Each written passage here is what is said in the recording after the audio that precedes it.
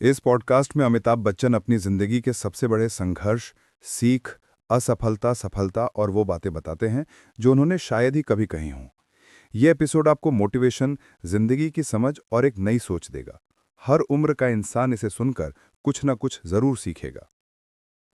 नमस्कार, मैं अमिताभ बच्चन बोल रहा हूं।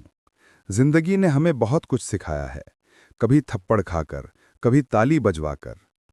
आज मैं आपके साथ अपने जीवन की कुछ सच्चाइयां साझा करने आया हूं।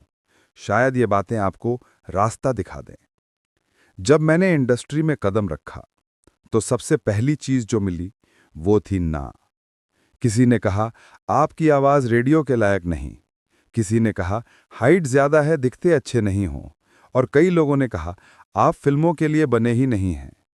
लेकिन मैंने ये सीखा, जो लोग आपको रोकते हैं वो आपकी मंजिल नहीं जानते, लेकिन आप जानते हैं। सफलता ऐसी आई जैसे कोई तूफान, और फिर एक दिन सब चला गया। एबीसीएल कंपनी डूब गई, कर्ज इतना कि रातों की नींद उड़ जाए। लोग कहते थे मेरा करियर खत्म हो चुका है, लेकिन मैंने खुद से कहा, हर अंत में एक शुरुआत छुपी होती है।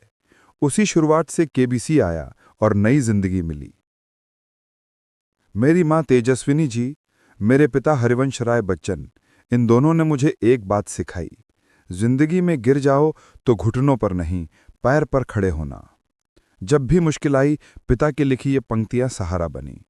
अग्निपथ, अग्निपथ, अग्निपथ। कुलियों की शूटिंग में जो हादसा हुआ, मैं मौत के बहुत करीब था। लोग मंदिरों में दुआ कर रहे थे, मैं आईसीयू में लेटा सोच रहा था कि क्या यही अंत है। लेकिन शायद ईश्वर को मंजूर नहीं था। उन्होंने मुझे वापस भेजा, क्योंकि शायद कुछ कहानियां अभी बाकी थीं। लोग सफलता को पैसा, शोहरत और तालियों से जोड़ देते हैं, पर मैं आपको एक राज बताना चाहता हूं।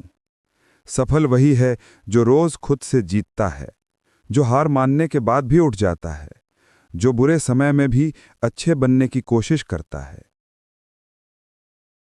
अभ्यास हमेशा प्रतिभा से बड़ा होता है। डर को अपनी जेब में रखो, दिमाग पर मत बैठने दो। झूठी शान छोड़ो, सच्चा काम पकड़ो। रोज थोड़ा थोड़ा बेहतर बनो। जिंदगी कभी खत्म नहीं होती, केवल अध्याय बदलते हैं।